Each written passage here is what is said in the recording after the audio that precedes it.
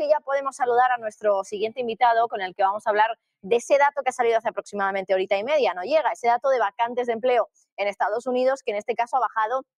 hasta un poquito más de 8 millones de unidades, en este caso 8 millones de vacantes de empleos. Hablamos del dato de las JOLTS, que es importante porque cuando más caliente estaba el mercado laboral americano, más subían estas JOLTS, más subían estas vacantes de empleo. Pero ahora todo lo contrario, ahora están cayendo. ¿Cuál es la lectura que podemos hacer de este dato? Saludamos ya a Gonzalo Cañete, que es jefe de estrategias de mercado global para TFX Connect. Gonzalo, muy buenas. Hola Marta, ¿cómo estás? Muy buenas tardes. Bueno, pues un dato que queda ligeramente por encima de los 8 millones, aunque es verdad que el dato anterior estaba en torno a los 8,3, con lo cual ha sido una bajada, bueno, considerable, una buena bajada. ¿Qué nos dice este dato? ¿El hecho de que haya menos vacantes de empleo es un dato bueno para los que quieren que haya argumentos para que la Fed baje tipos?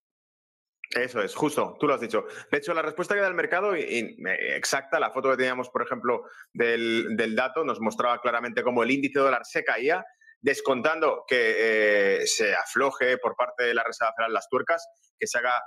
un dólar un poco más líquido, y hemos visto que el índice Standard & Poor's, el más grande de todos los índices del mundo, pues respondía de forma positiva. Por lo tanto, lo que podemos ver es que equity se estimula de esto, porque a priori es una buena noticia, que nos daría algo más de cancha para que se puedan aplicar esos recortes de tipos, y desde el punto de vista de divisa, el dólar se debilita. Vamos a mirar otro matiz más, el bono estadounidense también, que ha reflejado muy bien el descuento de tipos. Fíjate la barrida que ha pegado, ha metido una vela muy rápida que se ha aproximado al 4,65, 4, que es justo la zona que tenemos como soporte. Vamos a echarle un vistazo hacia atrás para que veáis realmente. Fijaos, hace nada, prácticamente la semana pasada estábamos en el 5% de rendimiento del bono estadounidense, descontando, no hay cambios de tipos, los datos estadounidenses siguen mostrando cierta fortaleza. A medida que nos dan datos que muestran debilidad, vemos cómo se va cayendo el rendimiento, descontando que sí se produciría un recorte de tipos, y un dólar que estamos viendo que se debilita, se juega a los 104 puntos, el eurodólar probablemente respondiendo al alza, quedándose en estas zonas que cada vez son más elevadas, poco a poco, pero vamos viendo que va alcanzando esos 1,0950 prácticamente, que estamos justo ahí, y podría incluso llegar más arriba para que la audiencia no pierda la perspectiva. Estamos hablando de esto, toda la subida que estemos viendo del euro frente al dólar, en mi opinión, en el largo plazo está vendida, es decir, vamos a ver que el mercado acaba dando la vuelta, es cuestión de tiempo, y que empieza a sacarle terreno al dólar frente al euro, porque, insistimos, la región económica con mayor solidez es Estados Unidos ahora mismo, y la que tiene menor solidez, menor consistencia en sus datos es Europa, y por lo tanto probablemente la balanza se torne hacia un bono estadounidense antes que un bono europeo, acciones estadounidenses antes que acciones europeas, porque los rendimientos del capital y el crecimiento económico de la economía es mucho más fuerte en Estados Unidos ahora mismo que en la Unión Europea, simplemente por eso. Al final son 8 millones de vacantes de empleo, sigue siendo o sigue pareciendo un dato alto. No sé si es suficientemente bajo, teniendo en cuenta que ha bajado desde las más de 2 cifras cuando hablamos de millones, estaba por encima de 10, en torno a esos 10. Ahora están 8 millones, sigue siendo una cifra alta, pero ha bajado lo suficiente como para decir que el mercado laboral se está enfriando, Gonzalo. Esa pregunta la respondemos el viernes, Marta, porque hasta el viernes no sabremos exactamente cuál es la tasa de paro, pero de todas maneras hay que decir, por encima de todo, el impacto que tiene en el mercado es simplemente porque vemos que la contrastamos con, primero, la expectativa que había, y segundo, con el dato previo. El dato previo que teníamos era 8,48 millones, casi 8 millones y medio de nuevas aperturas de empleo. Yo creo que lo que nos muestra es que hay cierta debilidad, pero hasta que no veamos que la tasa de paro no sigue incrementándose, no podemos cantar victoria, o mejor dicho, es la Fed la que canta victoria, porque la Fed está deseando soltarle a Wall Street billetes, pero le hace falta que los datos la acompañen. Y en este caso lo que sí podemos decir es que, pese a todo, amigos, lo que estamos viendo es que la economía estadounidense tiene una tasa de paro por debajo del 4%. Por lo tanto, de aquí hasta que podamos decir que el mercado laboral estadounidense se ha debilitado y que la inflación, que estaba compuesta básicamente por, como hemos mostrado en multitud de veces ya, en ese gráfico que hemos compartido con la audiencia, que nos muestra que el core, la inflación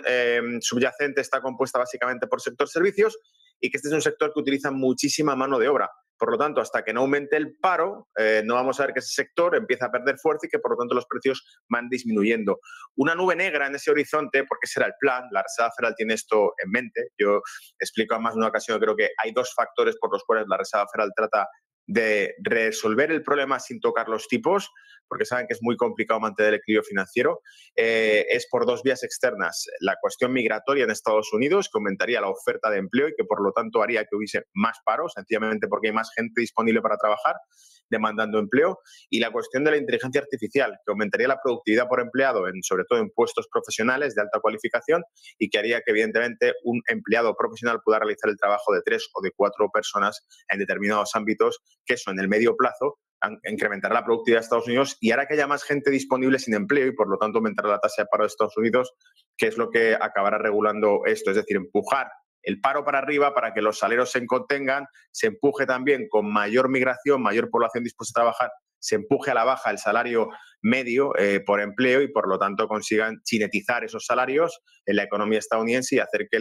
la inflación no sea un problema sin tener que haber recurrido a las palancas habituales monetarias, ya sea bono, ya sea mercado interbancario a través de bono, ya sea tipos de interés. Gonzalo, rápidamente, al final es un dato que pertenece a todo lo que tiene que ver con el mercado laboral. Decías, hasta el viernes no vamos a saber realmente nada concreto porque es entonces cuando conocimos el dato de desempleo. ¿Hay alguna manera en la que esto nos pueda dar pistas de cómo puede quedar el dato de desempleo? O aunque todo tenga que ver con el mercado laboral, son datos que uno puede ser bueno y el otro puede ser bueno también o puede ser negativo. Es decir, que nos estén mandando mensajes contradictorios sobre el mercado laboral. No sé si me he explicado. Creo que sí te has explicado y de hecho no sería la primera vez que vemos que los datos se empiezan a cruzar. Lo que parece positivo en un aspecto, de repente al día siguiente es negativo. Y de hecho una cuestión que, por ejemplo, ocurre con mucha frecuencia y más los últimos años es que vemos, por ejemplo, que cuando la tasa de paro sale ligeramente por encima de lo esperado, los non-farm payrolls salen por debajo, etcétera. Es decir, nos suelen dar uno con un dato positivo y el otro con un dato negativo cruzado, de forma que a veces es incluso hasta contradictoria porque diríamos que parece que están hechos para compensarse el uno con el otro y neutralizar el efecto de mercado. Hay otras variables que podemos seguir, o incluso yo diría más bien, Marta, que es casi la intuición que podemos aplicar desde la perspectiva macroeconómica. Por ejemplo, cuando hemos visto que los pedidos de fábrica de Estados Unidos caían ayer, lo que podíamos intuir es que evidentemente el coste de producción aumenta, caen los pedidos de fábrica, esto sin duda puede acabar incluso repercutiendo negativamente en los precios, porque cuanta menos oferta hay, más caro se vuelve el punto de equilibrio de mercado y por lo tanto la inflación puede rebrotar por esa vía sin que con ello estén afectando directamente a un sector que sí está vinculado al empleo como es el sector servicios. Por lo tanto, estamos viendo que cuando a priori decíamos cuanto más se debilite la economía estadounidense, más repuntará el paro y más veremos que el mercado laboral responde, no necesariamente ocurre cuando hemos visto que ayer por la tarde, noche en Europa, veíamos los datos de pedidos de fábrica de Estados Unidos más débiles y ese dato de debilidad de la economía estadounidense no necesariamente implicaba debilidad en el sector, en el mercado laboral y además, porque es industria, y además podía implicar incluso un potencial aumento de costes a futuro que repercuta en los precios de los bienes, evidentemente, de Estados Unidos y que traiga incluso más inflación. Por tanto, el análisis que hacemos generalmente cuando nos fijamos en estas cuestiones es multivariable porque absolutamente todo está interconectado. Pues Gonzalo Cañete, desde ATFX Connect, gracias como siempre. Un placer contar contigo. Gracias, Marta. Bueno, y hacemos una pausa publicitaria muy rápida. Enseguida estamos de vuelta con el cierre del mercado europeo.